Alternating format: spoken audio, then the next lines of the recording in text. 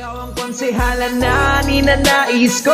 Sa basista konsehal Monica tayo. Ang sincero at tapat sa serbisyo, konsehal Monica Ramos ang iboto. Ikaw ang konsehala na ninanais ko.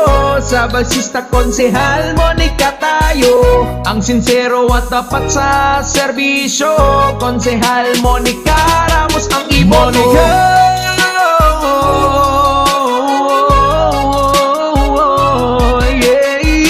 Mga mahal kong kababayan dito sa munting bayan ng Basista, Pangasinan.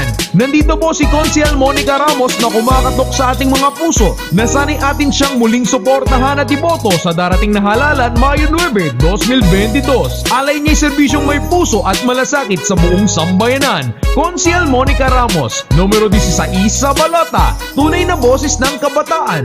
Basta Monica, napainis to ka! Team Progreso, serbisyong sincero. Konsehal Monica Ramos, numero 16 sa balota. Ito ang tama.